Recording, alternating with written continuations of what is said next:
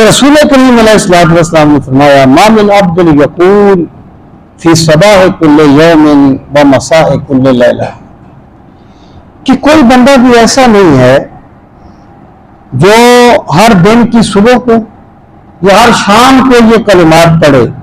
کیا کلمات ہیں؟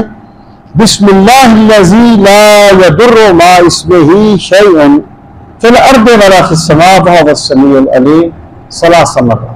اس کا ترجمہ ہے اس پاک رب کے نام سے جس کے نام کی برکت سے نہ کوئی چیز زمین میں نقصان دیتی ہے نہ آسمان میں نقصان دیتی ہے. یعنی کلمات یہ ہیں بسم اللہ الذی لا یضر مع اسمہ شیء فی الارض ولا فی السماء 3 مرات 3 مرتبہ. یعنی ایسا نہیں ہو سکتا کہ کوئی بندہ صبح کے وقت 3 مرتبہ یہ کلمات پڑھے یا شام کے وقت 3 مرتبہ یہ کلمات پڑھے فَيَضُرُّهُ شَيْءٌ، اور اس کا کوئی نقصان ہو جائے، اس کو کوئی تکلیف پہنچے.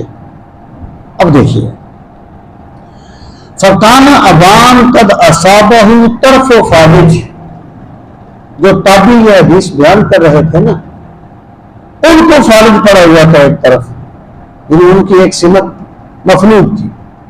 اب راوی کو، سننے والے کو تردد ہوا کہ ہم سے حدیث بیان کر رہے ہیں کہ جو سرکار یہ فرماتے ہیں اور خود ان کو فارج پڑا ہوا.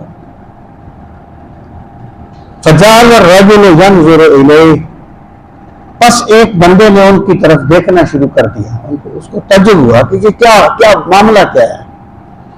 فَقَالَ لَهُ أَبَانُ، تو ان سے پھر ابان نے کہا ما تنظر الیہ، کیا دیکھتے ہو میری طرف. اما ان الحدیث کما حدثتک، حدیث ویسے ہی ہے جیسے میں نے تم سے بیان کیا، جیسے میں نے بیان کیا نا، حدیث ویسے ہی ہے.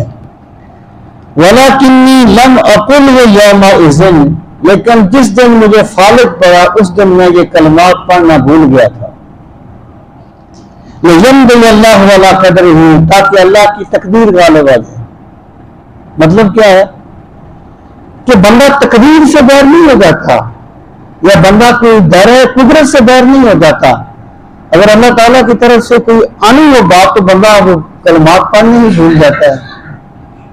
مطلب یہ ہے کہ رسول کریم علیہ الصلوۃ والسلام نے جو کچھ فرمایا بالکل صحیح فرمایا، لیکن میں اس دن یہ کلمات پڑھنے بھول گیا تھا جس دن مجھے یہ تکلیف پہنچی.